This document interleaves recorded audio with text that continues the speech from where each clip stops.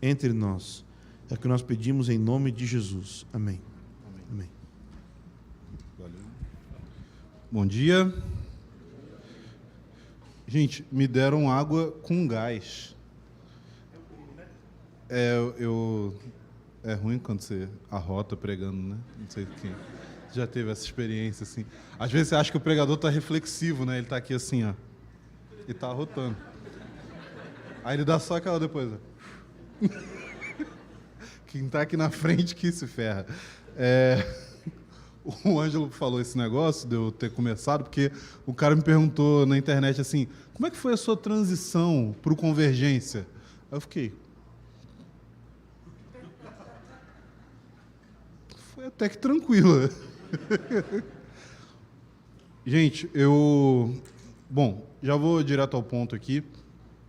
Quero começar falando a respeito de uma coisa que eu ouvi do Ângelo há muitos anos atrás, que eu dei o nome de A Estratégia do Ângelo para o Avivamento. Alguns já conhecem. A Estratégia do Ângelo para o Avivamento. Isso foi em 2007. O Ângelo tinha acabado de fazer CPP, e como todo bom aluno de CPP, né, que foi chamado para ministrar em algum lugar, ele deu uma aula que foi o CPP.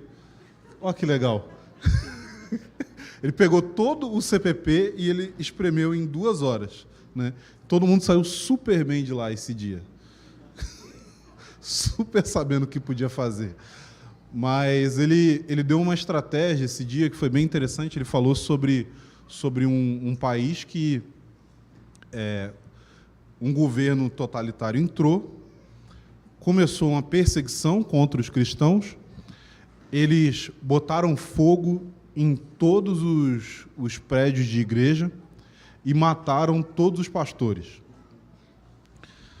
E aí fecharam as fronteiras, não entrava, os missionários que estavam lá foram expulsos, não entrava mais ninguém, e depois de um tempo esse país abriu novamente suas fronteiras e as agências missionárias estavam discutindo como que eles iam fazer, porque agora eles precisavam começar o trabalho do zero.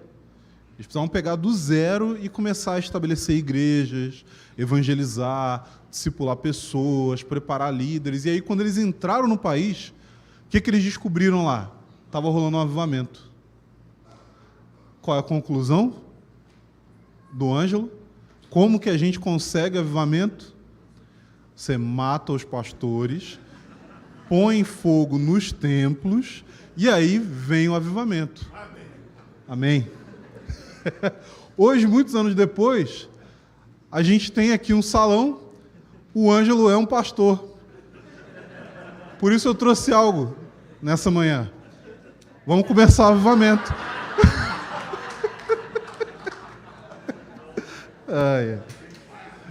Gente, mas assim, não foi só pela piada que eu falei isso daqui.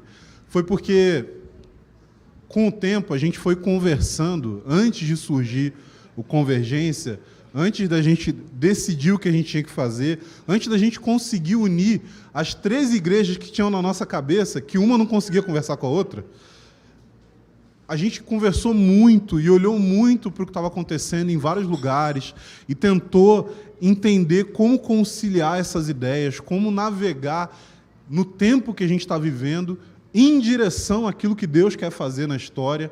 E a gente tinha basicamente essas 2 ideias.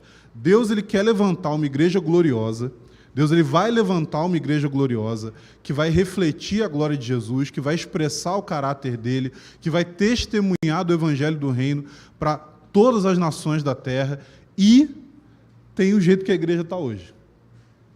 Tem essas 2 coisas, tem um gap aí.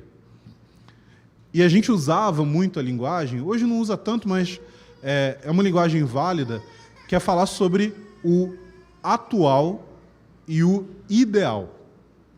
Não sei se você já ouviu esse tipo de expressão aqui. A gente ouvia muito isso, falar sobre o atual e o ideal. Não, mas isso daí é o ideal. Não tem como você ficar medindo as coisas pelo ideal. Você precisa olhar para o atual. Mas aí a gente olhava para o atual era ruim. O atual era difícil de engolir.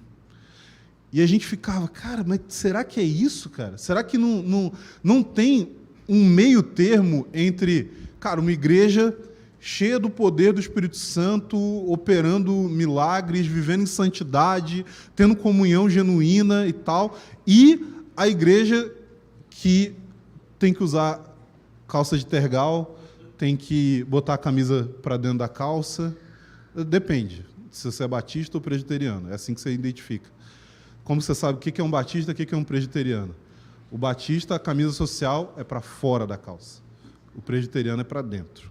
Entendeu? Então, uma dica aí para vocês. Mas, cara, como que a gente... Sabe, eu não quero ficar aqui, mas eu também não quero... Eu sei que não dá para chegar lá de uma hora para outra. E existia um negócio no meio, que anos depois a gente foi ouvir um irmão falando sobre isso, e a gente já tinha identificado muita gente que vivia exatamente nesse meio, que é, você tem o atual, você tem o ideal, mas você tem um negócio no meio que chama frustração.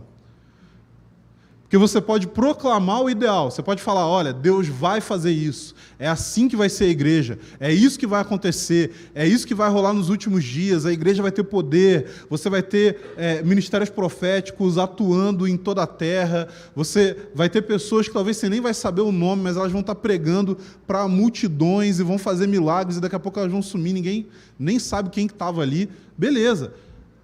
Mas aí você tem o seguinte, não, gente, precisa pastorear as pessoas, precisa discipular, precisa ter pregação, precisa ter adoração e tal. Aí tinha um cara que ficava no meio, que ele ficava assim, olha, Deus vai levantar uma igreja gloriosa, mas ele está muito chateado com vocês, porque vocês não são.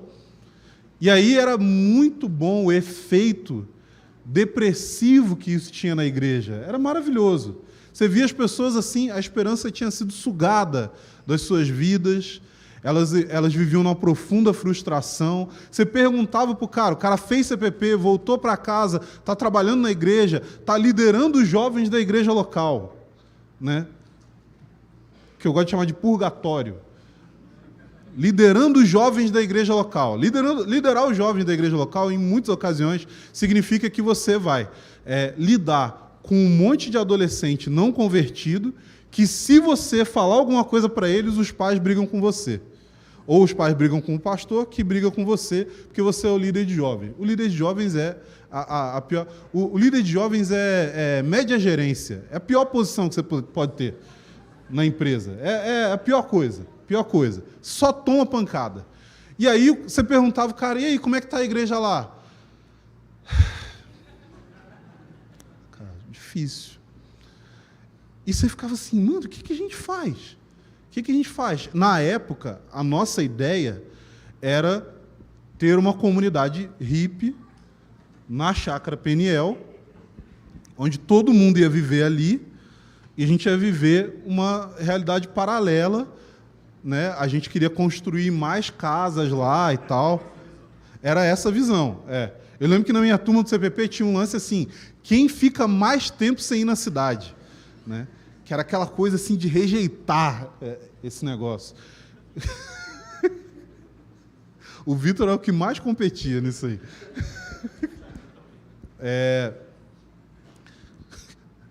Gente, sem ir na cidade. Montemor não era o que é hoje não, tá? Montemor era... hoje? Meu amigo... Que isso? Você chega às 6 horas da tarde e tem coisa aberta. Nossa, mano, nessa época aí, que a gente ia na Lan House. E a gente ficou nesse dilema. Como que a gente faz isso? Até que a gente chegou numa conclusão.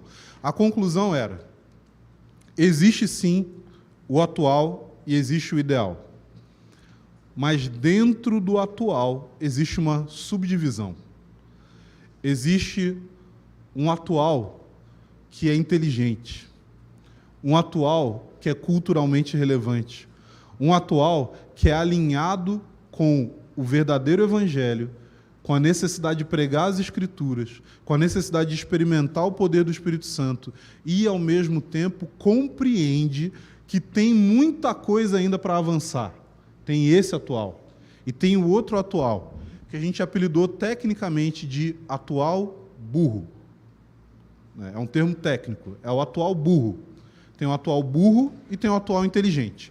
O atual burro é o quê? É você fazer todas as coisas que não dão certo, todas as coisas que não têm a mínima necessidade, todas as coisas que você pergunta na igreja local, por que faz desse jeito? Porque sempre fez assim. Por que faz desse jeito? Não, porque pastor Juvenal, em 1937, estabeleceu essa reunião aqui. Porque pastor Olício criou o Ministério de Comportagem, que 80% de vocês nem sabem o que é. Por quê? Porque não tem o mínimo sentido existir isso hoje. Mas o pastor Olício criou o Ministério de Comportagem. E aí os jovens, eles têm que pegar literatura e ficar batendo de casa em casa, oferecendo literatura. Por quê? Para evangelizar. Meu amigo, não tem a mínima necessidade disso. Isso assim, são os exemplos menos ofensivos que eu consigo arrumar. Porque talvez outros exemplos, as pessoas vão ficar assim, não, mas o que tem de errado com isso? Aí eu teria que explicar, aí ia ficar pior. Mas a questão é que existe uma forma de você lidar com aquilo que está disponível hoje, com aquilo que é possível de ser vivido hoje, com aquilo que está ao nosso alcance hoje, sem viver uma vida de frustração, sem viver uma vida de ficar o tempo todo assim, caraca, tem que lidar com a igreja, né, cara? Tem que lidar com a igreja. Eu fico com dó de vários amigos nossos que são pastores. Tem hora que eu me sinto culpado. Esses dias eu estava tendo uma conversa, o menino falou assim, não, porque, cara, os pastores, ele estava falando com dó de mim. Os pastores são muito sozinhos, né? Aí eu parei assim, eu não. Por que é sozinho? Não, eu sei por que é sozinho. É sozinho porque vive em um sistema onde você precisa apresentar perfeição para as pessoas, onde você precisa ser alguém que, quando elas olham para você, você faz tudo certo. Você não tem um defeito, porque se você tiver um defeito, a igreja vai rejeitar você. A igreja não vai ouvir o que você tem a dizer. A igreja não vai seguir os preceitos bíblicos. Por quê? Porque você precisa ser o exemplo. Você precisa ser Cristo na terra para a igreja. E, assim, não dá certo não, gente. Um monte de pastor ferrado por causa disso. O cara fica numa pressão terrível para viver um tipo de espiritualidade que não é real e que não ajuda as pessoas. Ainda tem esse ponto. Não ajuda ninguém. Porque a pessoa olha para o pastor... Você já viu os caras quando leem a Bíblia e aí você fala assim, cara, Jesus se levantava de madrugada para orar. Aí o cara fala, mas era Jesus, né? Caraca, como assim, cara? Você está falando de uma coisa humana, é tipo levantar e ir fazer uma coisa. Mas era Jesus. Só que as pessoas têm a mesma reação em relação ao pastor. Elas olham para o pastor e falam assim, o pastor tem uma vida de oração. Mas obrigação dele, né? Estou pagando dízimo para isso. Não, mas o pastor, ele lê a Bíblia, ele estuda e tal, ele conhece teologia. Não faz mais que a sua obrigação. Então as pessoas veem uma distância muito grande, começando pelo uso do título. Pastor fulano. Gente, ninguém no mundo exige ser chamado por título por causa da sua profissão, com exceção dos advogados. Mas assim, cara, ninguém tem essa necessidade. Você não chama o cara de mecânico fulano. Você não chama carteiro fulano. Entendeu? Garçonete fulana. Sei lá, gente, é uma loucura. Assim, o web designer fulano vai ficar muito ruim. Vai ficar muito zoado isso aí. Tecladista extra. Gente, tecladista extra já parece que não.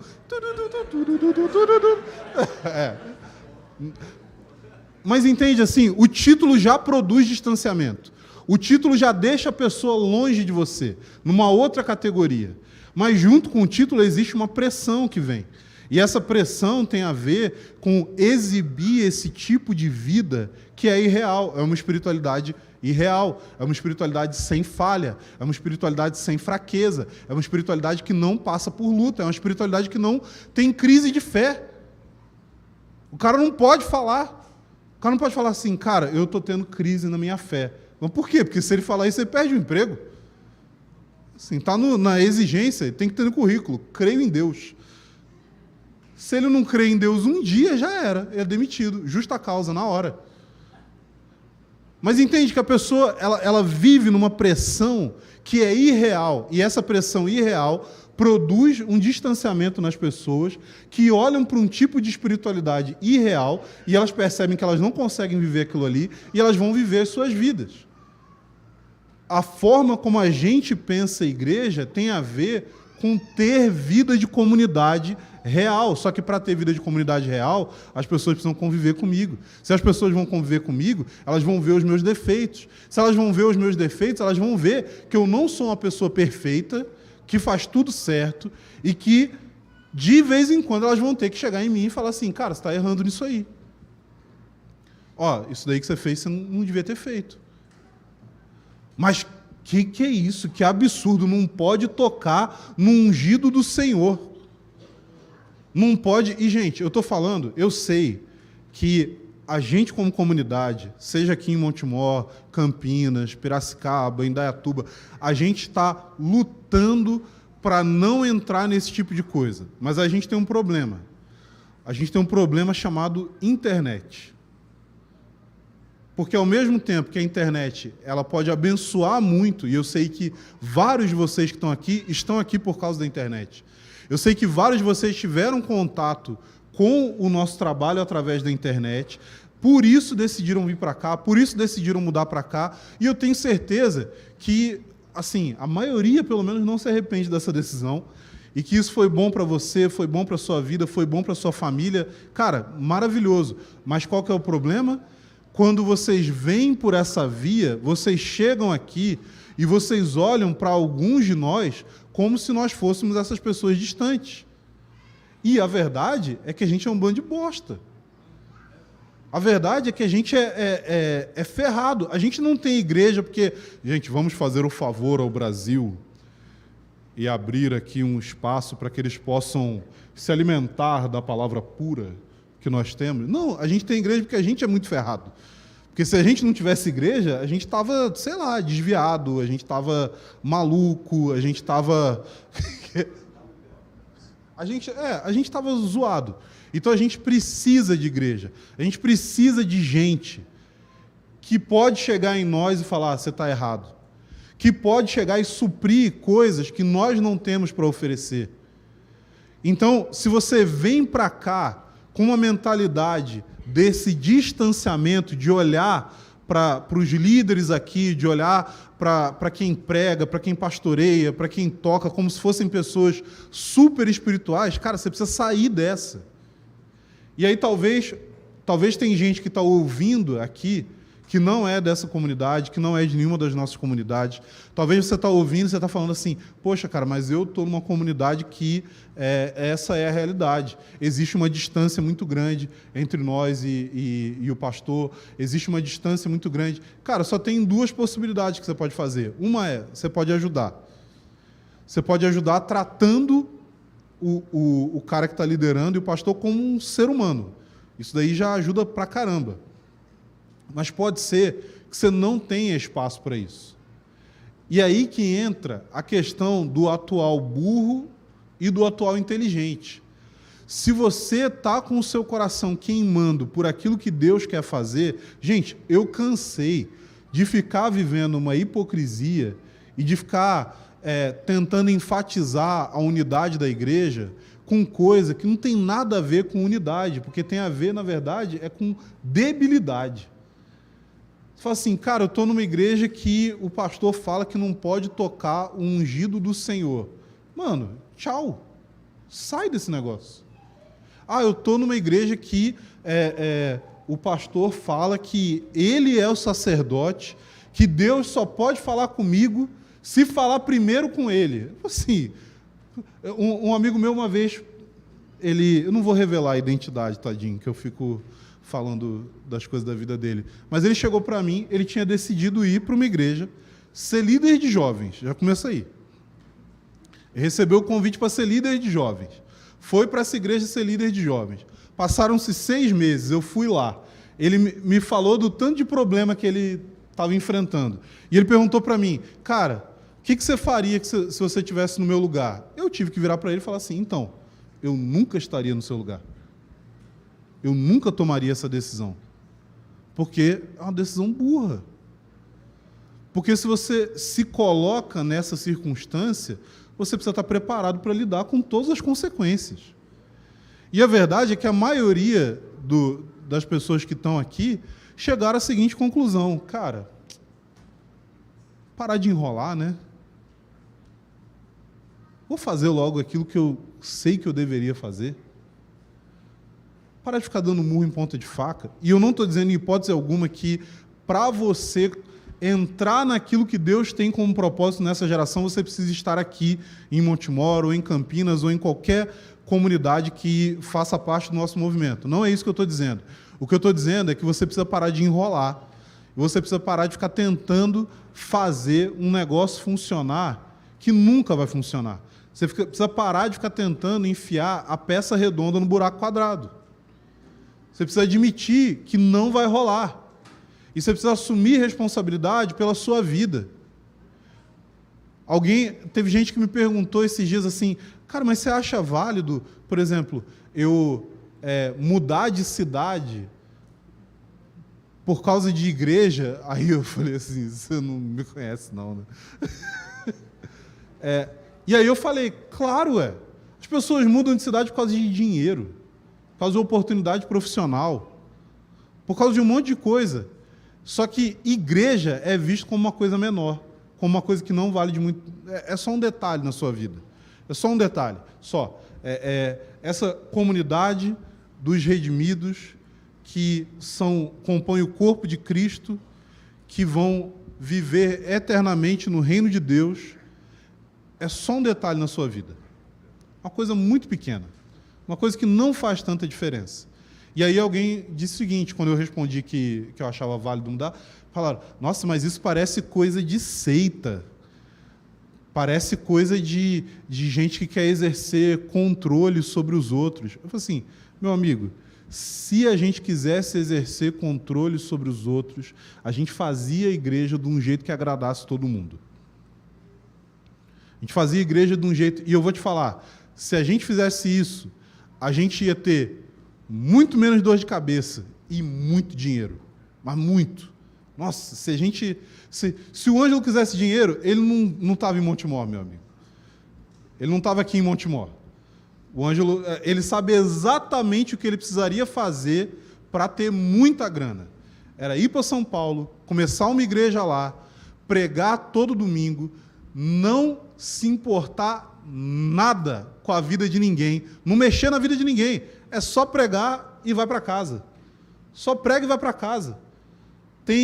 Organiza as coisas para ser tudo bonitinho, tudo funcionar e beleza. Enche, meu amigo. Vai encher. Vai ter um monte de gente. Vai ter um monte de gente ferrada, um monte de gente com a família do avesso, um monte de gente tudo viciado em pornografia, transando antes do casamento, fazendo tudo quanto é tipo de maluquice, mas vai dar resultado, vai dar certo, vai dar retorno, vai trazer fama. Mas não é isso que a gente quer fazer. A gente quer um negócio real. E por isso, a gente concluiu que existe o atual que é burro. E quando eu digo o atual que é burro, eu falo até o seguinte, essas coisas que eu falei aqui, de você fazer a igreja dar certo e explodir, nem isso os caras fazem. Nem isso. Por quê? Começa pelo seguinte, o cara prega mal. Tem pastor que vem reclamar, mas é porque minhas ovelhas ficam ouvindo muita coisa da internet e aí traz confusão. Você não acha que devia falar alguma coisa para falar para as pessoas que não é bom? Eu falo assim, sabe por que suas ovelhas ficam ouvindo um monte de coisa na internet? Porque você prega mal. Simples assim. Você prega mal, as pessoas não se sentem satisfeitas, elas precisam de coisa a mais e elas vão buscar isso na internet porque tem um monte de recurso. As pessoas me perguntam assim, quem para você são as suas referências de pregação? Eu fico com vergonha de falar, porque parece que eu vou estar puxando a sardinha dos meus amigos. Porque todo mundo quer que eu fale determinados nomes e se a pessoa me pergunta, mas o que você acha?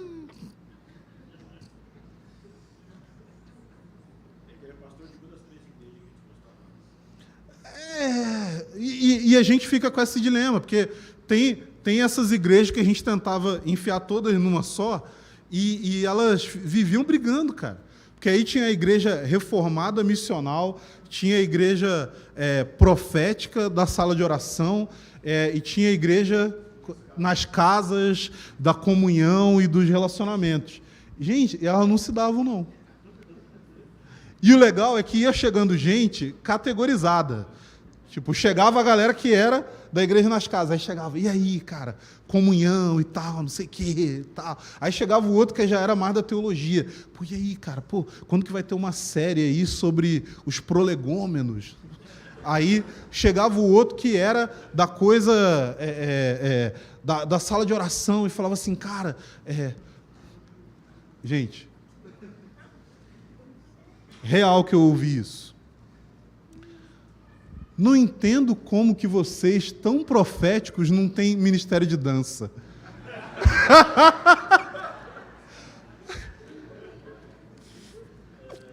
Cara, ministério de dança, mano. Ele não conhece as outras igrejas que estão na nossa cabeça. Ministério de dança não dá, cara. Nossa, tenho trauma. Uma vez eu tomei uma bandeirada. Literalmente, fui falar e tomei uma bandeirada no ombro, assim. Então, mas a gente ficava tentando juntar todas essas coisas, por quê? Porque a gente crê que existem, sim, ênfases no corpo de Cristo, que são muito importantes. A gente não está falando que, quem está em um desses está errado. É simplesmente que Deus nos chamou para algo. E aquilo que Deus nos chamou para fazer e para viver tem a ver com ouvir e receber dessas diferentes fontes do corpo de Cristo, mas para isso a gente tinha um dilema, que era, cara, não dá para... A gente ia ficar muito feliz se tivesse uma igreja que a gente pudesse imitar. Assim, fulano faz assim, assim, assim, assim, assim. Beleza, a gente faz aqui. Cara, que alegria que ia ser, mas nunca achava. Nunca conseguia. Então a gente falou, a gente vai ter que ralar para descobrir como fazer esse negócio. E foi o que a gente fez e é o que a gente está fazendo até hoje. E, antes de finalizar, queria pedir perdão para vocês, que eu não abri a Bíblia. Não fiz uma exposição das Escrituras, fiz uma exposição das minhas conversas com o Ângelo. Mas eu queria dizer para você o seguinte, a gente não chegou onde a gente quer chegar. A gente não chegou onde a gente quer chegar. E aqui eu quero falar para você o pensamento central que eu quero que você saia daqui pensando a respeito disso. Tem um teólogo chamado Albert Wolters, que ele escreveu um livro, A Criação Restaurada. Nesse livro, ele fala sobre a ideia de estrutura e direção. Ele está falando sobre cosmovisão cristã. Estrutura e direção, do ponto de vista dele, tem a ver com o seguinte: Deus criou tudo. E a criação de Deus é, na sua essência, boa. Ou seja, a estrutura da criação é boa. Mas aí você tem a entrada do pecado no mundo. A entrada do pecado no mundo, ela faz o quê? Ela não muda a estrutura da criação, mas ela muda a direção para onde essa estrutura está apontando. Então você tem uma estrutura que é boa, mas você tem uma direção que é ruim. Fazendo um paralelo entre o pensamento do Albert Wolters, eu diria o seguinte: a igreja também tem estrutura e direção. A nossa busca em relação à convergência tem muito a ver com tentar discernir qual que é a estrutura da igreja que nós devemos estabelecer para que a igreja tenha saúde e possa cumprir o seu propósito. Mas a direção da igreja, ela tem a ver com para onde ela vai. O problema é que, no sentido da eclesiologia, estrutura e direção são responsabilidades nossas. A estrutura da igreja, quando eu me refiro à estrutura, eu quero dizer o seguinte, por exemplo, os três marcas de uma igreja verdadeira, que é um conceito da reforma. Então, você tem pregação da palavra de Deus, administração correta dos sacramentos e disciplina eclesiástica. Isso são estruturas. A ideia do Howard Snyder, que fala lá que a igreja é constituída de reunião grande, reunião pequena e liderança pelos dons. A ideia do seu João, das 3 testemunhas, que você tem o Espírito, a palavra e o sangue, que é a comunhão. Todas essas coisas dizem respeito à estrutura da igreja e como ela deve funcionar. Mas a direção da igreja, ela tem a ver com a grande comissão. A direção da igreja tem a ver com ir em direção a cumprir o chamado de Deus de pregar o evangelho para todas as nações. Isso daí é a direção da igreja. Então, perceba que a gente está falando aqui sobre a presença de Deus. A presença de Deus, ela não está nem na estrutura e nem na direção. A presença de Deus está em estabelecer a estrutura, indo na direção correta, e então receber a manifestação da presença de Deus. Tim Keller fala naquele livro dele sobre pregação que uma boa pregação é responsabilidade nossa. Ou seja, você precisa estudar o texto bíblico, coisa que eu não fiz aqui para vocês. Você precisa saber expor as Escrituras, você precisa ser claro nas suas ideias. Tudo isso tem a ver com você ter uma boa pregação. Uma boa pregação é responsabilidade do pregador. Uma grande pregação é algo que só pode ser feito por Deus. Por quê? Porque tem a ver com a presença dele vindo sobre a proclamação da palavra. Isso daí eu não tenho como controlar. Eu não tenho como controlar a presença de Deus. Eu não tenho como controlar o Espírito Santo. Então, a estrutura, ou seja, o funcionamento da igreja, a forma como a gente trabalha, a forma como a gente cuida das pessoas, como a gente relaciona uns com os outros, como a gente ensina a palavra, como a gente abraça essas práticas do nosso dia a dia como igreja, a nossa seriedade em relação à disciplina, a nossa seriedade em relação ao batismo, à ceia, tudo isso, gente, é responsabilidade nossa. E quando eu digo nossa, eu não estou falando dos pastores, eu estou falando da igreja. É responsabilidade nossa. A direção é responsabilidade nossa. Nós deveríamos, como igreja, viver para o cumprimento da grande comissão. Por quê? Porque Deus prometeu que dentro dessa estrutura, indo nessa direção, Ele nos abençoaria com a sua presença. Então, a gente não tem como fazer a presença de Deus se manifestar aqui. A gente não tem como fazer com que Deus fique à vontade aqui à força. A gente não tem como fazer isso. O que a gente tem como fazer é obedecer aquilo que está na Escritura, é ser atento àquilo que o Espírito está fazendo e simplesmente aguardar pela presença dele. Porque pode ser que Deus não faça isso de imediato. E não tem como a gente falar assim, gente, a gente está seguindo os parâmetros bíblicos de igreja, a gente está cumprindo a grande comissão e a gente não está experimentando um avivamento. Quer dizer que a gente está fazendo alguma coisa de errado? Não. Porque a gente precisa fazer as coisas que Deus nos ordenou a fazer, amar a Deus de todo o nosso coração, com toda a nossa alma, com todo o nosso entendimento e com todas as nossas forças, e a gente precisa se submeter àquilo que Ele decide fazer. Se a gente não experimenta a presença como a gente gostaria de estar experimentando, o que a gente precisa fazer é simplesmente perseverar, é simplesmente permanecer, é parar de querer inventar coisas, como a gente vê nesse profético que existe por aí, que é um profético que quer ir além das Escrituras e que acha que se a gente fizer mágica, sabe, é um profético que é muito mais inspirado na literatura da J.K. Rowling do que nas escrituras, né? É um profético... Assim, J.K. Rowling fica até fácil. Tem uns que vão para o Brandon Sanderson, né?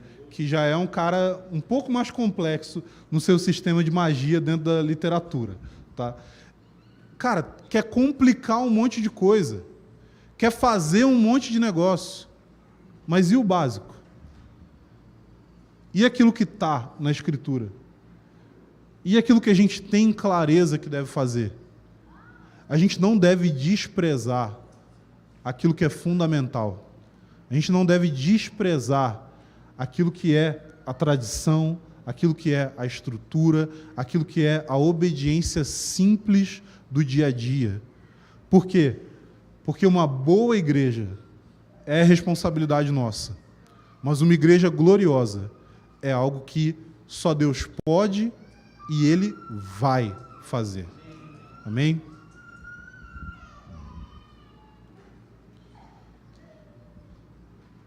Vai seguir direto? Vai ter música? Vamos ficar de pé então, gente? Vamos...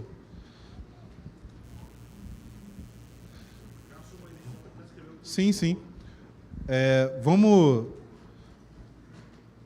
Tudo que eu falei aqui, eu sei que tem muita coisa que é bem prática, que é bem assim, quase que pragmática, mas a gente tem que saber que para fazer o básico a gente precisa da presença de Deus. Isso é um negócio que a gente descobre, sabe? Às vezes a gente fica pensando em tanta coisa mirabolante, fica pensando, cara, Deus precisa me dar poder e unção para fazer isso. Daqui a pouco você começa a perceber o quão fraco você é e você começa a entender que, cara, eu preciso da presença de Deus para coisas muito mais básicas. Preciso ser empoderado por Ele para viver esse arroz com feijão aí. Então, não vamos olhar para as coisas práticas e esquecer desse ponto.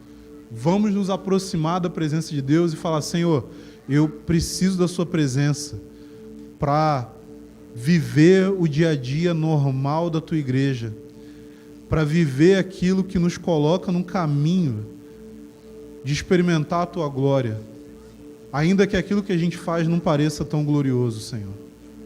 Obrigado, Senhor, porque não é através das nossas forças, não é através das nossas estratégias, mas é simplesmente através de confiar no Senhor e descansar naquilo que Teu Espírito pode realizar em nós. Obrigado, Jesus.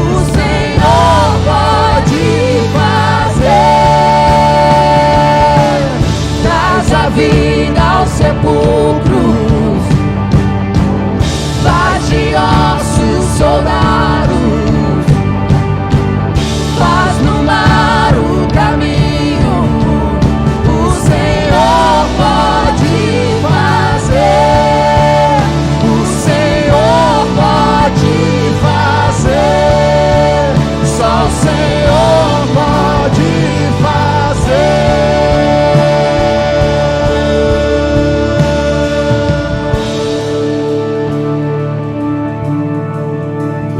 Não há nada melhor, não há nada melhor, não há nada melhor que meu Deus. Não há nada melhor, não há nada melhor, não há nada melhor que meu Deus. Não há nada melhor, não há nada melhor, não há nada melhor que meu Deus. Não há nada melhor, não há nada melhor, não há nada melhor que meu Deus.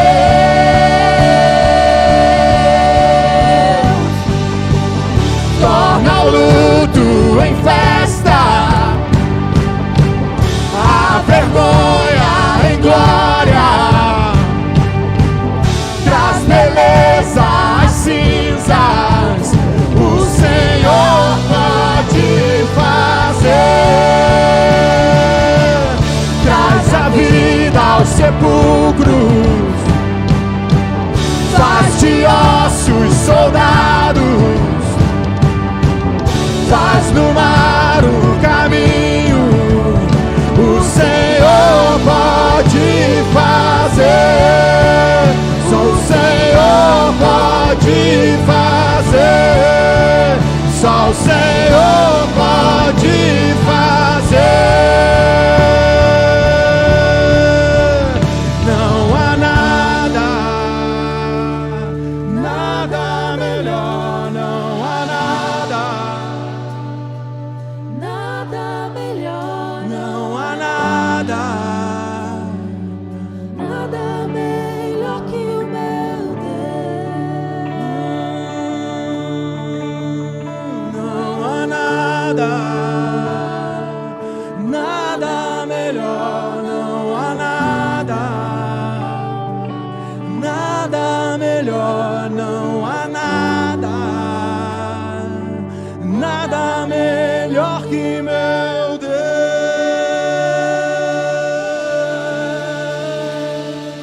Eu quero que ainda de pé você escute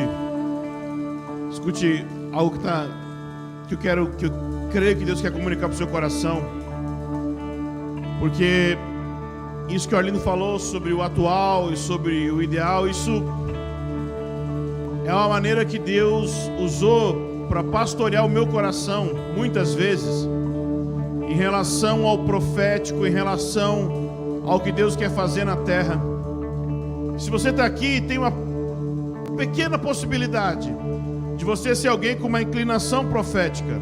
E alguém que tem uma inclinação para o profético geralmente olha para aquilo que Deus quer fazer, olha para o ideal de Deus e pode enfrentar muitas lutas. Eu quero ler para você algo aqui para tentar te ajudar. Eu quero que você abra o seu coração para isso. Ser maduro é ver o ideal e viver com o atual.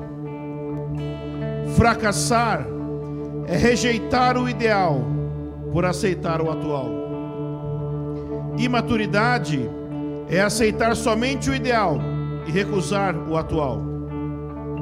Não rejeite o ideal, não rejeite a igreja como ela está hoje, porque você está vendo uma igreja que vai surgir lá na frente.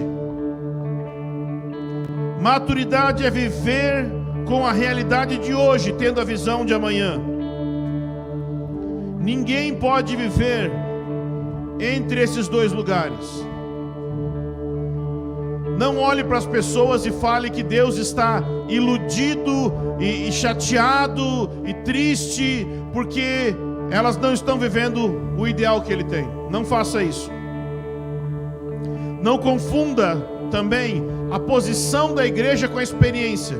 A igreja é perfeita em Cristo, mas a sua experiência demanda que ela tenha que crescer. A posição é a base legal para conduzir a igreja para uma experiência real. A igreja não é gloriosa, mas ela é aceita na presença de Deus como se fosse plenamente perfeita, e essa é a base que vai tornar ela perfeita. Se você é a pessoa profética, você deve ter isso em mente, a clareza de que nós não estamos onde nós deveríamos estar. Existe algo além, existe algo a mais. Deus quer nos levar para muito além do que nós já provamos.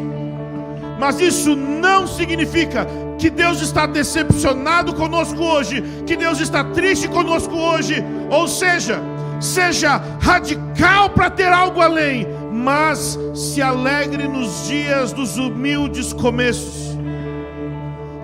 Em Israel, quando eles começaram a edificar o templo, diz que os jovens começaram a se alegrar vendo os fundamentos sendo colocados, e os velhos choraram porque sabiam da glória que tinha sido o primeiro templo.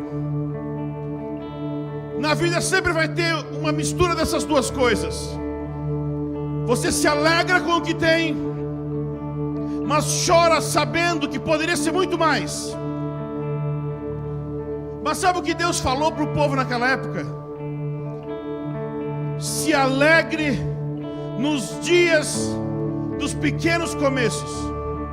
Eles estavam construindo uma casa de oração, e Deus disse para o profeta: declare, haja graça.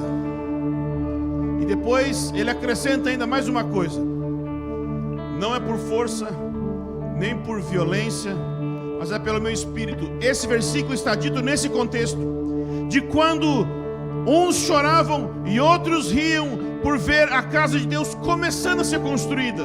Sabe, eu estou construindo uma casa, colocar os fundamentos, eu não me alegrei, eu estou esperando o dia que vai estar pronto. Ah, colocou os fundamentos, e daí eu não consigo ir lá e morar nos fundamentos. Mas ao mesmo tempo, uau, já está colocando? Se já está colocando, é sinal que vai chegar. Nós não somos a igreja gloriosa, eu e você não somos. Mas sabe, fundamentos estão sendo colocados. Nós podemos nos alegrar nos dias dos humildes começos, sem deixar de ser radical por aquilo que vai chegar. Não despreza o que está acontecendo hoje por causa daquilo que vai chegar, e nem pare de sonhar com o futuro porque você está querendo trabalhar no dia de hoje. Se tem algo que eu acredito que libera o nosso coração para uma visão profética maior, é gratidão. Então eu queria te convidar a nós encerrarmos esse momento de música para passar para a próxima palavra, agradecendo a Deus. Fala para Deus: Deus, obrigado pela sua presença, obrigado pela sua palavra, obrigado pela reforma protestante, obrigado pelos puritanos, obrigado por cada editora de Bíblia, editora de livro, obrigado, Senhor, por cada pregador. Obrigado, Senhor, por cada pregador, Senhor, que veio conduzindo a tocha da palavra por gerações até chegar na gente, Senhor. Obrigado, Senhor, obrigado por o que o Senhor está fazendo no Brasil, Senhor. Obrigado pelo aquilo que o Senhor está soprando nas nações, Senhor. Obrigado, Senhor, muito obrigado, Senhor. Obrigado, Senhor, obrigado, Senhor, obrigado, Senhor, obrigado, Senhor. Muito obrigado, Senhor. Nós queremos, Senhor, prestar ações de graças. Obrigado, Jesus, pelo teu sangue vertido por nós. Obrigado por ter nos escolhido para o teu reino, por nos fazer ser parte da sua igreja. Obrigado pelos fundamentos da igreja gloriosa, da igreja no fim dos tempos.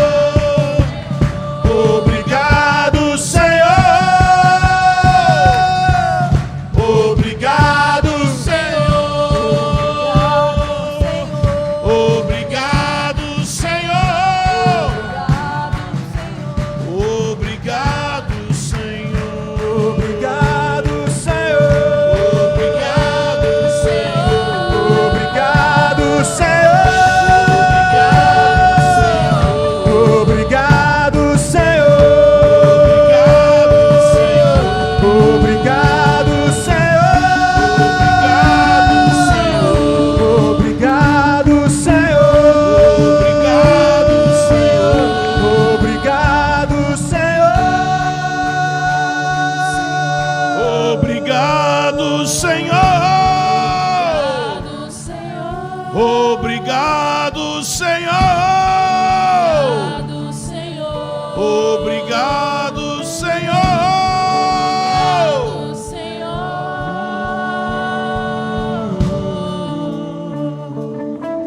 Obrigado. Obrigado, Senhor. Que suba como uma oferta de ação de graça, oferta de gratidão. O Senhor é aquele que começou a boa obra e o Senhor é fiel para completá-la até o dia de Cristo Jesus. Nos alegramos por aquilo que o Senhor começou e temos esperança que o Senhor vai continuar. Muito obrigado, Deus. O Senhor é um Deus maravilhoso, o Senhor é o mesmo, ontem, hoje e para sempre. Obrigado, Jesus. Obrigado, Jesus. Obrigado, Jesus. Quantos são gratos ao Senhor? Amém? Coração grato, ele é como asas de águia no nosso coração para subir a lugares mais altos e ouvir do Senhor. Pode sentar nesse momento, quero chamar o Guilherme aqui na frente. Temos que agora começar a chamar as pessoas pelo sobrenome, que estão cada vez mais aumentando o número de irmãos. Então o irmão Schenka vem aqui. Se bem que o irmão Nunes não pode vir hoje de manhã, mas ele vem depois. Se você não conhece o Guilherme, deveria conhecer. Ele foi o primeiro irmão, e no caso até agora o único, que aqui dentro da comunidade do Convergência nós ordenamos como um ofício profético, ou seja, é alguém que se desenvolveu a partir do trabalho que a gente começou no CPP aqui no Convergência e hoje está ministrando em outros lugares, ministrando a palavra, trazendo a palavra profética em vários lugares, e ele vai compartilhar conosco hoje também do que Deus tem colocado no coração dele para esse tempo em relação a sermos uma comunidade, uma igreja, um movimento para a presença de Deus. Então, por favor, estende as mãos, vamos orar por ele aqui. Pai, obrigado pela vida do Guilherme. Nós pedimos que, quando ele abrir a boca, Senhor, os pensamentos do céu invadam a mente dele e as palavras do céu invadam os lábios dele. Senhor, unge nossos ouvidos, nossa atenção para ouvir Tua palavra e compreender o que o Senhor está falando e fazendo nesses dias. Dá-nos ouvidos para ouvir o que o Espírito está dizendo à igreja. Dá ao Teu servo boca, palavra, autoridade para falar o que o Espírito está dizendo à igreja, em nome de Jesus. Amém. Bom dia. Sempre é um desafio tentar sintetizar uma palavra que a gente está ouvindo da parte de Deus, pelo menos para mim. Então, esse momento aqui também não vai ser um momento de uma exposição, versículo por versículo, de alguma passagem, mas é algo que Deus ele tem construído no meu coração nesses anos, nesse processo de tentar conciliar essas 3 igrejas que o Arlindo falou, e nesse processo de também poder entender o que é o profético, poder entender como servir a comunidade que eu estou dentro do profético. Então, quando eu vim para cá em 2013 fazer o CPP, eu comecei então, junto com os irmãos, a entender esse chamado profético que Deus ele tem colocado na minha vida para servir a minha comunidade local.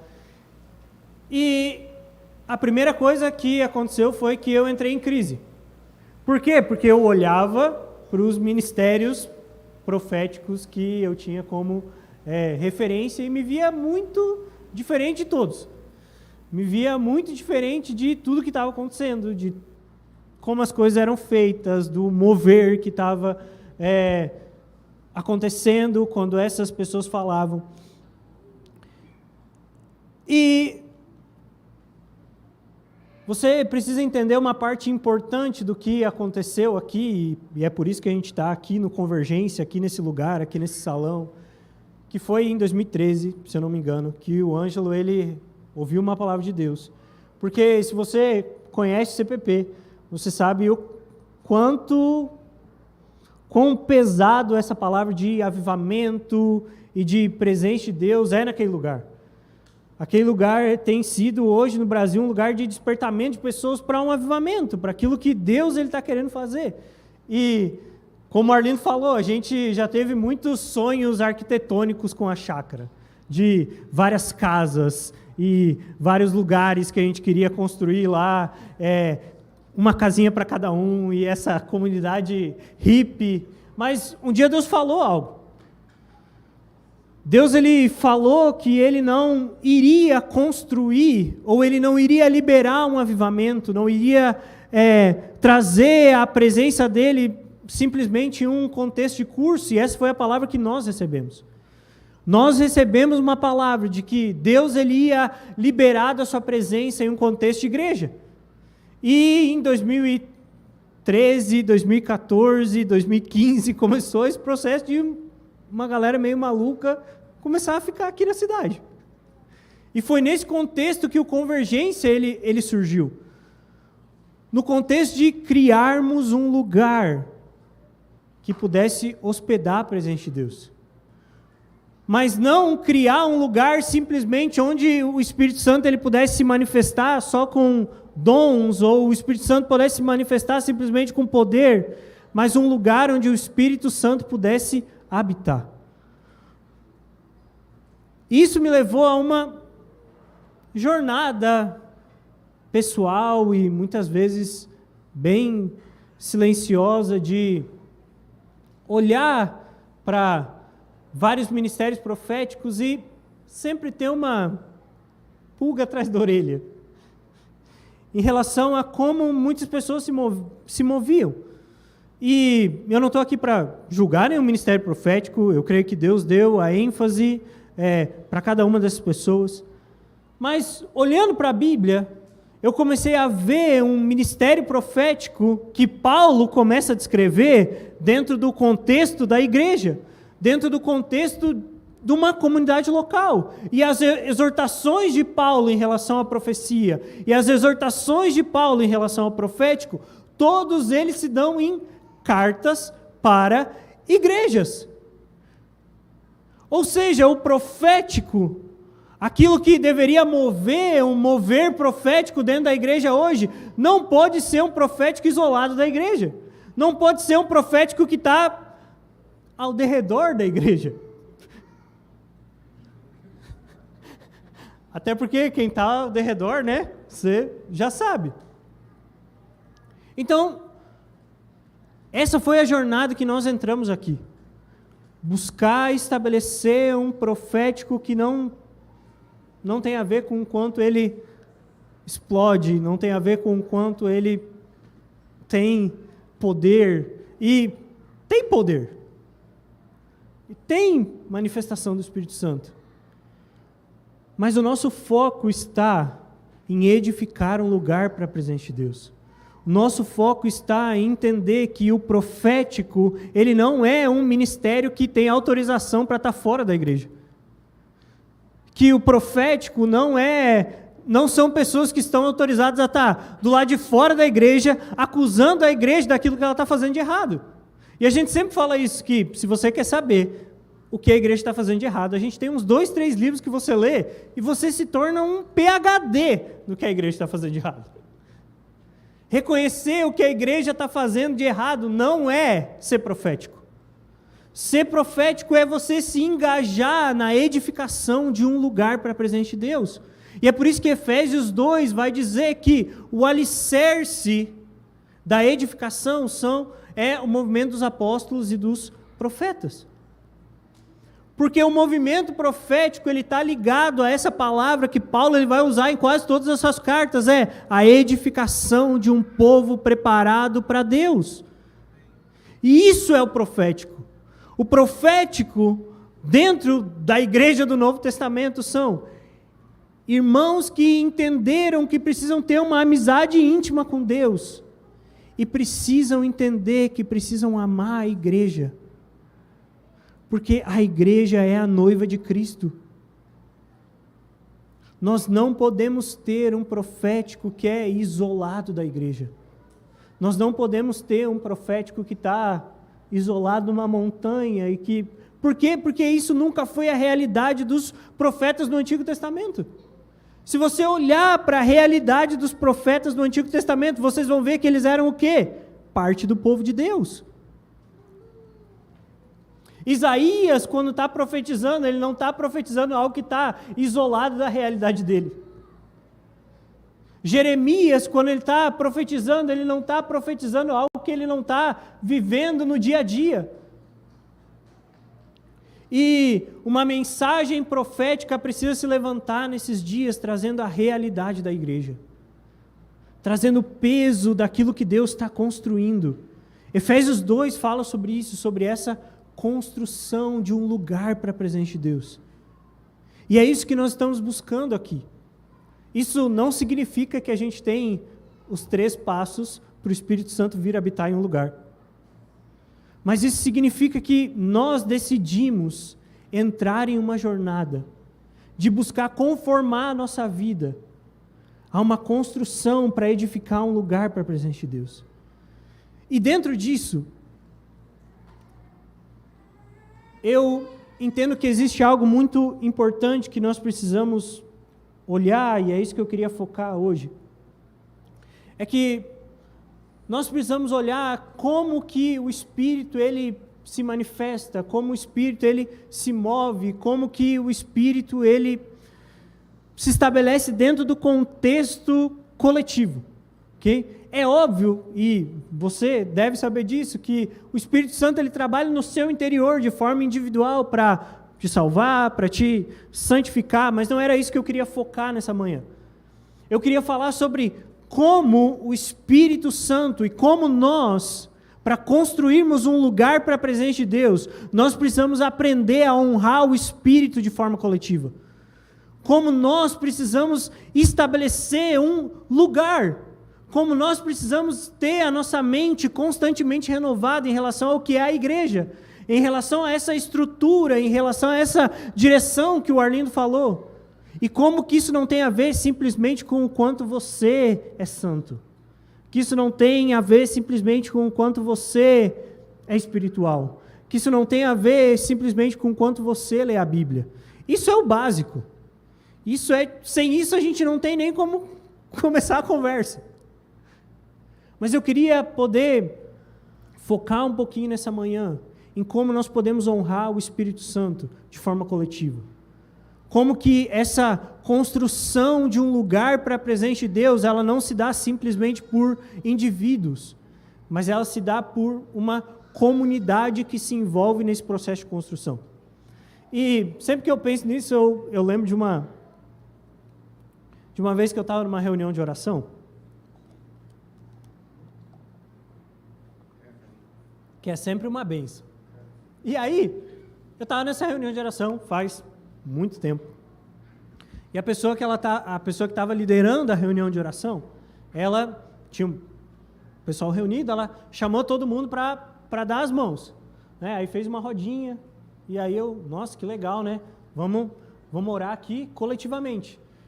E aí o irmão que estava liderando a oração, ele falou assim, então vamos orar. E o que aconteceu? Todas aquelas pessoas, que eram assim, umas 20, 30 pessoas, começaram a orar. Cada um orar por uma coisa diferente. E assim, eu tenho problema quando tem muita gente falando, que eu fico meio zonzo. E eu comecei a ficar zonzo, por quê? Porque cada um estava orando por uma coisa diferente. E naquela hora Deus falou uma coisa comigo.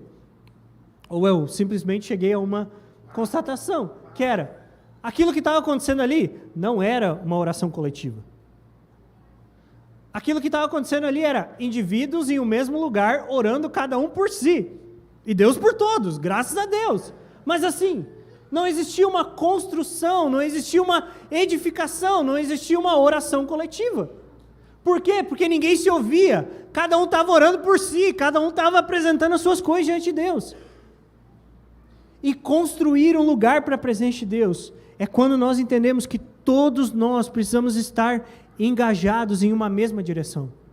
Todos nós precisamos estar engajados em uma mesma visão. E é por isso que a Bíblia vai dizer que aonde não há visão, o povo se corrompe. Onde não há profecia, o povo se corrompe. Por quê? Porque o fundamento da profecia é trazer visão para o povo de Deus. O fundamento da profecia é nós aprendermos a olhar para o mesmo lugar. Porque enquanto nós trabalharmos de forma isolada, nós nunca vamos ver esse lugar coletivo ser construído. E dentro disso, eu gostaria de olhar com vocês 3 passagens que falam sobre essa construção coletiva de um lugar que honra a presença do Espírito Santo. E a primeira delas está em 1 Tessalonicenses 5.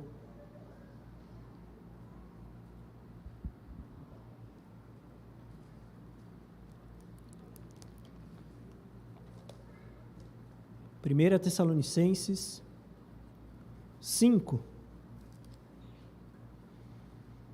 E nós vamos ler do versículo 16 até o versículo 23. Alegrai-vos sempre, orai sem cessar, sede gratos por todas as coisas, pois essa é a vontade de Deus em Cristo Jesus para convosco. Não apagueis o espírito, e não desprezeis as profecias, mas examinando tudo, conservai o que é bom, evitai tudo o que é mal, e o próprio Deus de paz vos santifique completamente, e o vosso espírito, alma e corpo sejam mantidos plenamente irrepreensíveis para a vinda do nosso Senhor Jesus Cristo. O que eu quero que você perceba, à medida que a gente lê esses textos, é como Paulo, ele estabelece a relação com o Espírito Santo em relação à igreja. E a primeira coisa que eu quero que você perceba é que Paulo estabelece uma relação que é muito pessoal, que é muito relacional. E a primeira coisa que ele vai dizer é: não apagueis o Espírito. E a lógica desse texto é que o Espírito Santo ele pode ser apagado. Essa palavra apagado, a imagem que ela traz, não é como uma lâmpada que a gente desliga o interruptor e a lâmpada ela se apaga, é como uma lamparina dos tempos de Paulo, que à medida que ela vai perdendo o óleo, ela vai se apagando. Paulo ele está exortando uma igreja que o Espírito Santo ele pode ser apagado no meio da realidade coletiva da igreja. E é por isso que no versículo anterior ele vai dizer, ele vai exortar a igreja a orar sem cessar. Deixa eu te falar uma coisa, e uma vez eu ouvi isso de uma pessoa que ela chegou para mim e falou assim: não, eu oro sem cessar, eu oro em todo o tempo. Aí eu pensei assim, essa pessoa ora quando está dormindo, quando está tomando banho, quando está fazendo todas as coisas da vida, para não citar mais exemplos. A exortação de Paulo não é para que você ore sem cessar. A exortação de Paulo é para que a igreja em Tessalônica ore sem cessar. E o contexto da passagem é que Paulo está instruindo a igreja a pensar na ação do Espírito Santo, e provavelmente porque a carta de Tessalonicenses é uma das primeiras cartas de Paulo, ele está exortando a igreja a cuidar no tratar com o Espírito, porque o Espírito Santo pode ser apagado no meio de uma igreja.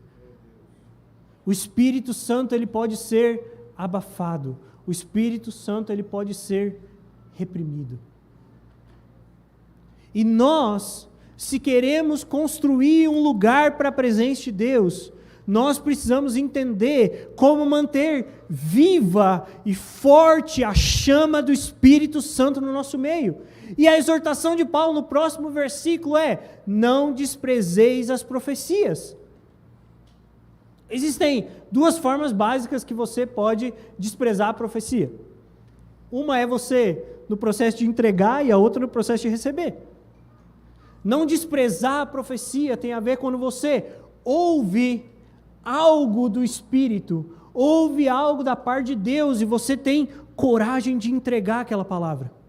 E por que que isso é coletivo? Por que que isso tem a ver com honrar o Espírito Santo de forma coletiva? É porque você só consegue entregar uma palavra para alguém.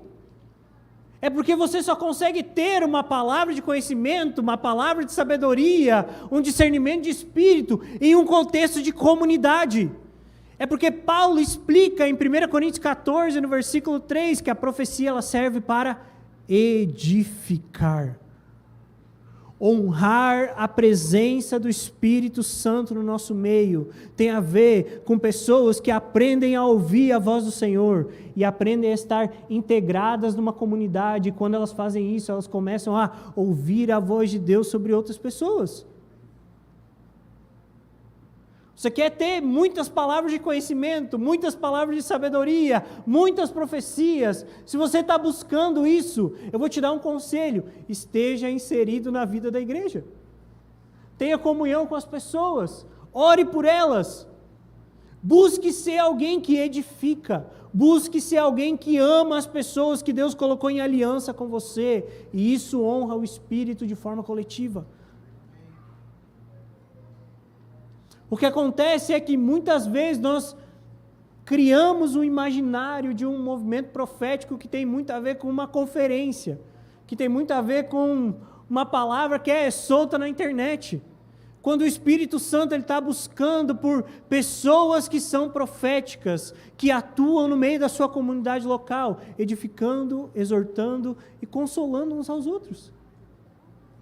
Uma das coisas que nós mais temos conversado é o quanto isso é simples.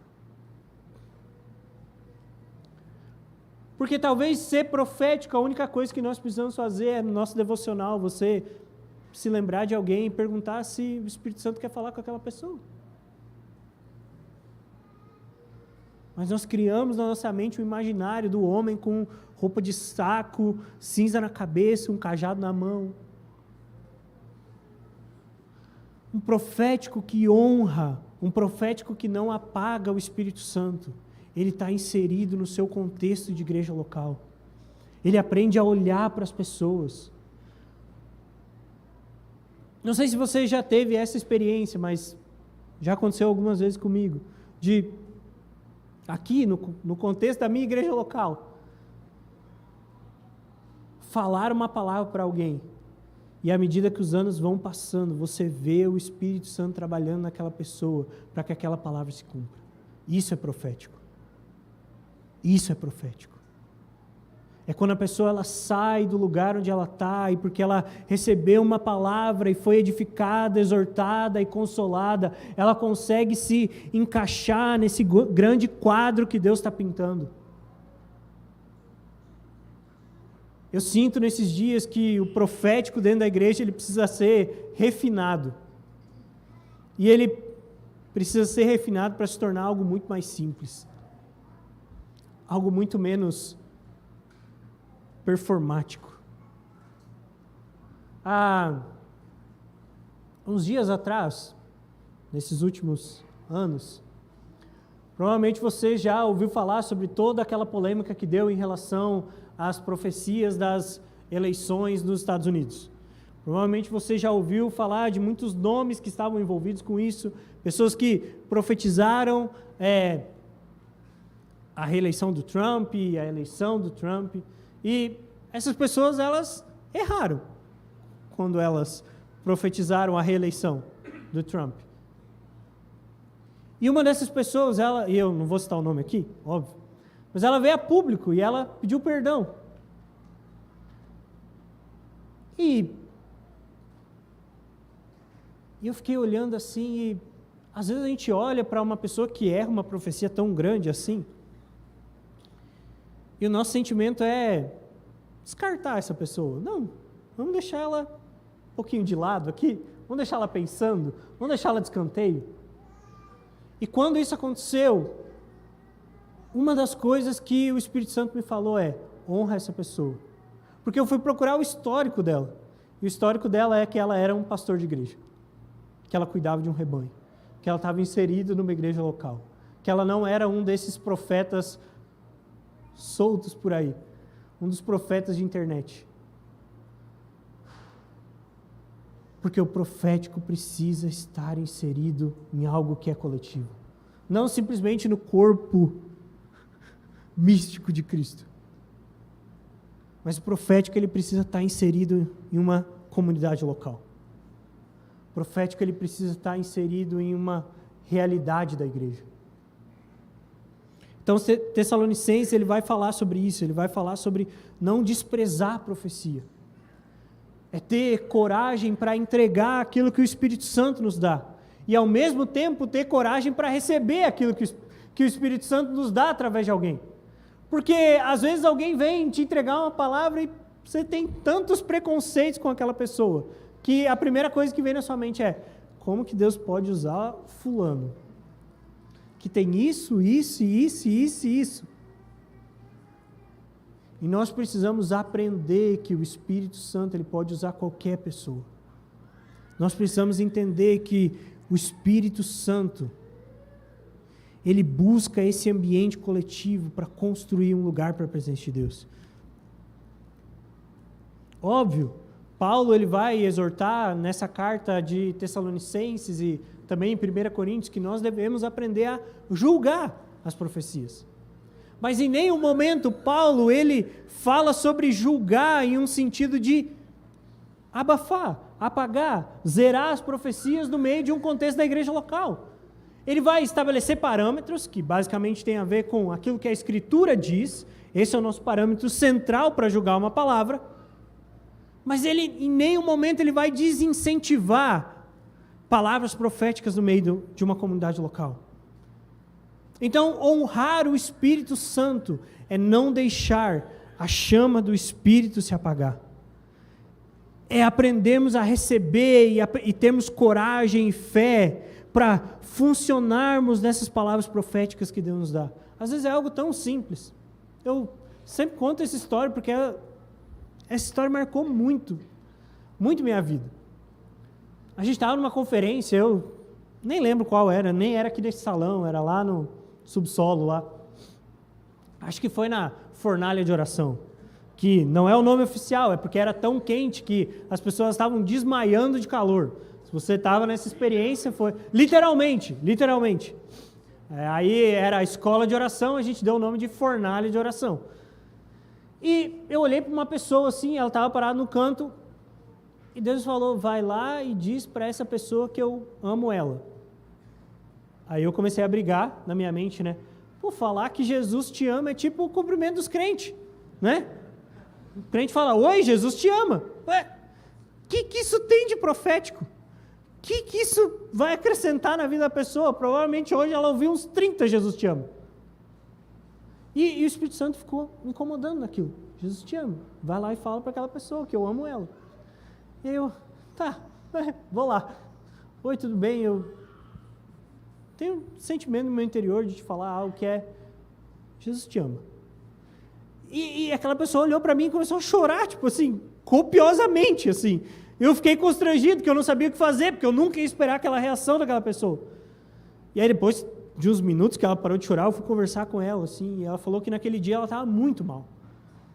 E ela precisava entender qual era o que Deus queria com a vida dela, ela precisava sentir o amor de Deus, e quando eu falei aquilo, não foi o simples Jesus te ama num seco.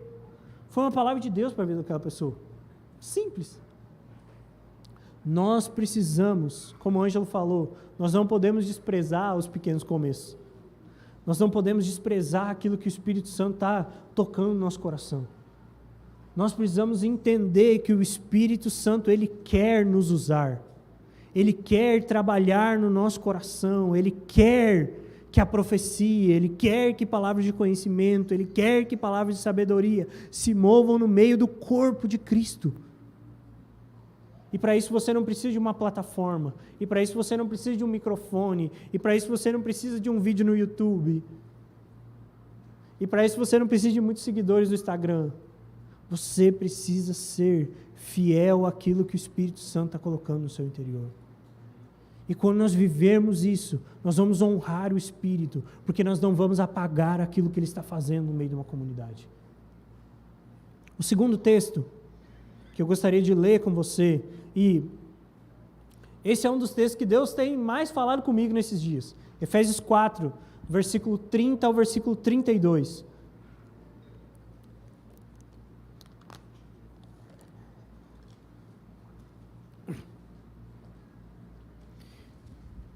e não entristeçais o Espírito Santo de Deus, com o qual fostes selados para o dia da redenção. Toda amargura, cólera, ira, gritaria e blasfêmia sejam eliminados do meio de vós, bem como toda maldade. Pelo contrário, sede bondosos e tende compaixão um para com os outros, perdoando uns aos outros, assim como Deus vos perdoou em Cristo. Então, Tessalonicenses fala que o Espírito Santo ele pode ser apagado. E aqui nesse texto de Efésios fala que o Espírito Santo ele pode ser entristecido. E eu já li essa passagem inúmeras vezes. E já isolei esse versículo inúmeras vezes. Pensando assim, o que eu estou fazendo no meu individual que entristece o Espírito Santo? E é óbvio que todo o pecado entristece o Espírito Santo. Mas eu preciso que você olhe para o contexto dessa passagem. Para que você entenda que Paulo ele coloca o entristecer do Espírito Santo em um contexto muito específico. Ele vai falar: não entristeçais o Espírito Santo com toda amargura, cólera, ira, gritaria e blasfêmia. O que é isso? A nossa relação com as pessoas da nossa igreja. Você percebe que muitas vezes quando a gente pensa em entristecer o Espírito Santo, eu penso, essa semana eu não jejuei, não li a Bíblia como eu gostaria de ler, não orei tantas horas em línguas quanto eu precisaria orar, não fiz devocional. E certamente essas coisas são importantes para a nossa vida. Mas o contexto em que Paulo, e todo o texto de Efésios 5 está falando sobre isso, o contexto em que Paulo estabelece o entristecer do Espírito Santo é um contexto comunitário. É um contexto de comunidade. Ele fala que aquilo que entristece o Espírito Santo é amargura. O que é amargura? Senão situações que nós deveríamos resolver com o nosso irmão e nós não resolvemos e guardamos para nós. E você começa a olhar para a pessoa que você não resolveu aquele problema e se entristecer com aquela pessoa. E você não consegue mais estabelecer uma conexão de relacionamento com ela. Amargura. É quando você começa a olhar para o contexto de igreja em que Deus te inseriu e não consegue mais ver a vida de Deus fluindo entre as pessoas. Amargura. Toda cólera e ira, essas duas palavras são muito parecidas, mas basicamente cólera é o sentimento interior e ira é a expressão desse sentimento. Quantas vezes você já não teve rompantes de ira com alguém? Talvez você possa falar, não, isso eu consigo controlar bem, mas quanto o seu coração não estava cheio de cólera quando você foi falar com uma pessoa? O quanto muitas vezes nós não, de certa forma, matamos pessoas no nosso interior, e a Bíblia diz que isso é o que entristece o Espírito Santo. Quantas e quantas vezes nós, quando vamos nos relacionar com alguém, nós não conseguimos entender o processo que aquela pessoa está vivendo em Deus, e por isso nós temos ira em relação àquela pessoa. Fulano não sai do lugar. Fulano não consegue ver algo que é tão simples de se ver. Eu tinha tanta expectativa de que fulano fizesse algo e ele não faz, isso vai gerando cólera e ira no meu interior. O que entristece o Espírito Santo, no contexto de Paulo aqui em Efésios, não é simplesmente algo do seu individual. O que entristece o Espírito Santo é como nós nos relacionamos com as pessoas. E ele continua, blasfêmia. E essa palavra podia ser traduzida facilmente por fofoca.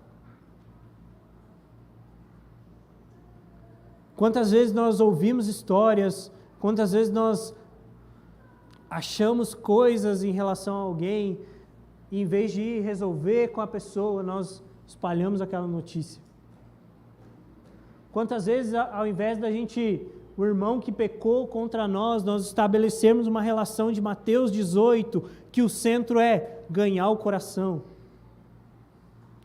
nós nos encontramos com a primeira pessoa em um café e começamos a falar mal de alguém. Isso é blasfemar. A nossa relação de honra ao Espírito Santo não é simplesmente o quanto você consegue se consagrar para Deus. É o quanto nós conseguimos erguer uma comunidade que é consagrada diante de Deus. É o quanto nós conseguimos nas nossas relações estabelecer relações santas, e isso é o que não entristece o Espírito Santo. O Espírito Santo, talvez a melhor imagem para nós entendermos a nossa relação com o Espírito, é como aquela pomba pousada no ombro que você tem que ter todo o cuidado para que ela não voe. Nós precisamos gerar uma comunidade que não entristece o Espírito. E sabe o que isso vai custar? É a gente confrontar as pessoas.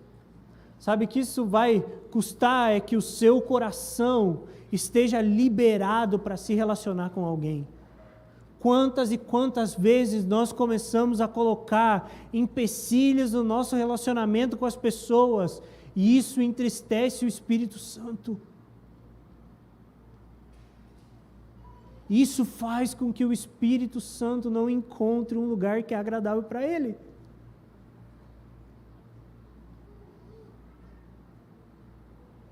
Porque você não se sente bem de ir num lugar onde as pessoas te entristeceram. Nós, como igreja, nós, como comunidade, precisamos aprender a honrar o Espírito.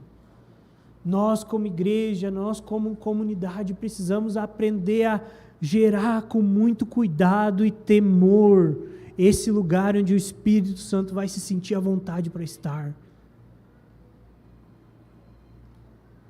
E talvez a pergunta é: existe alguma dessas coisas no seu coração hoje? Porque eu não quero jogar um peso sobre sua vida.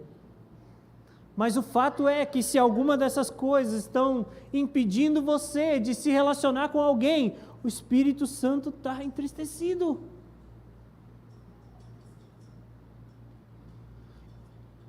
E o Evangelho fala que existe poder e graça para que as nossas relações elas sejam reestabelecidas.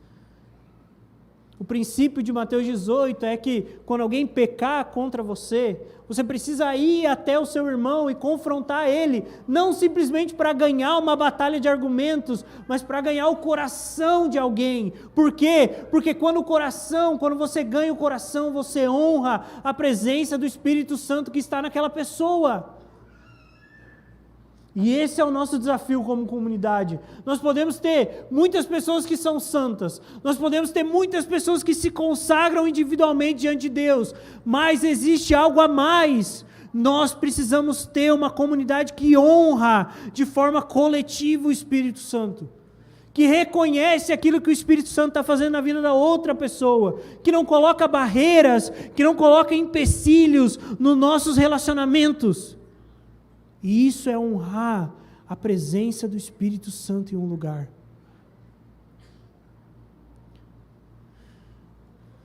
O antídoto que Paulo vai trazer para não entristecer o Espírito Santo está no versículo 32. Pelo contrário, sede bondosos e tende compaixão um para com os outros, perdoando uns aos outros, assim como Deus os perdoou em Cristo. Sabe que essa palavra compaixão é uma palavra muito interessante, muito forte na Bíblia, principalmente quando você lê o Evangelho de Lucas. Porque Lucas, ele não está só preocupado em falar aquilo que Jesus fez. Lucas, muitas vezes, ele está demonstrando aquilo que existia dentro do coração de Jesus no processo de fazer. E se você ler com cuidado o Evangelho de Lucas, você vai ler várias vezes que Jesus olhou para a multidão e teve compaixão. Jesus olhou para uma multidão e teve compaixão. E normalmente depois, a sequência dessa passagem e ele curou a todos. Honrar a presença do Espírito Santo é Deus nos dar uma visão clara sobre quais são as pessoas que estão aliançadas conosco no corpo de Cristo, na igreja local, e como nós podemos edificar, exortar, consolar essas pessoas para levar essas pessoas a serem parecidas com Jesus. E último texto, e eu queria pedir para o Esdras já vir aqui, é só você virar sua página, Efésios 5, versículo 19 ao versículo 21.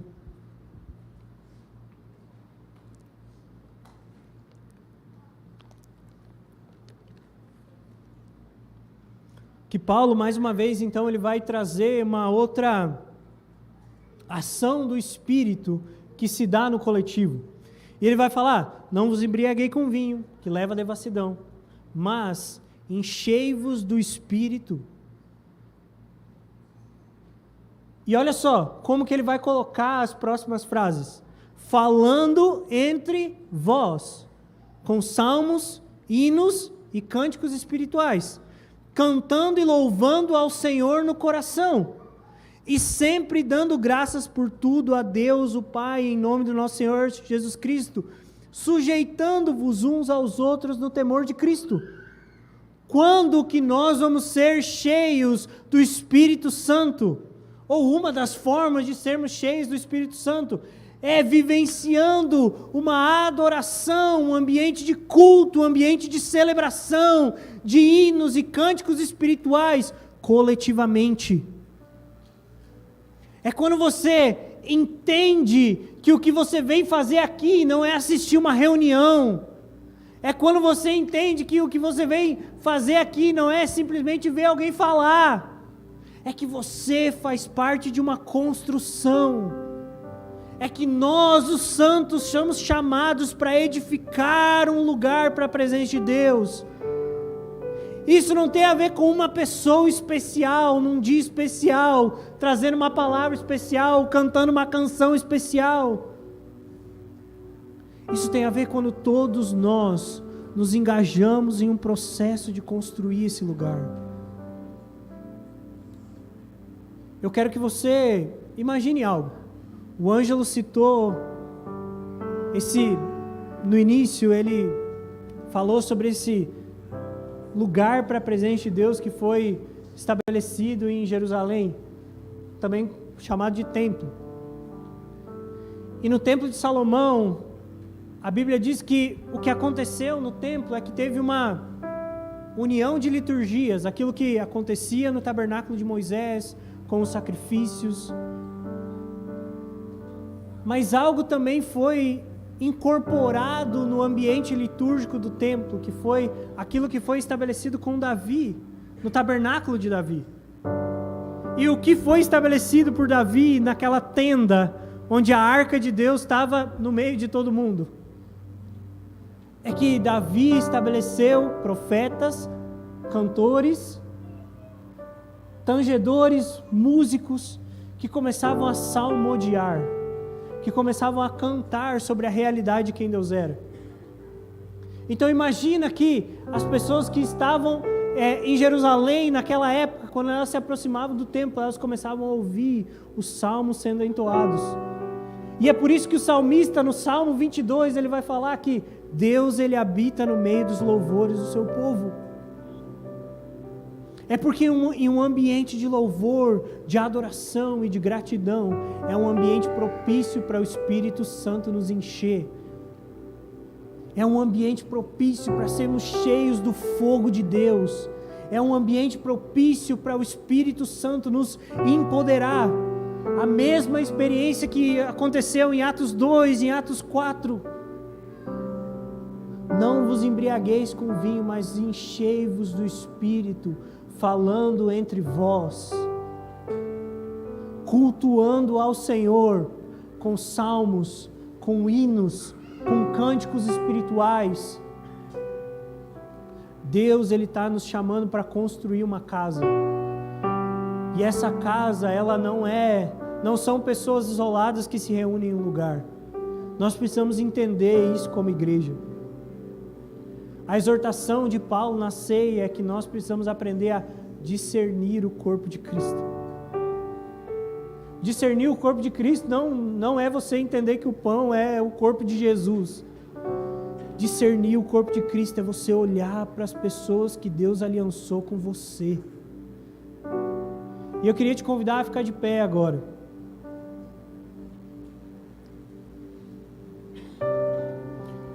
E o que nós queremos fazer agora é gerar esse ambiente que é propício para o Espírito Santo nos encher. Quem quer ser cheio do Espírito Santo?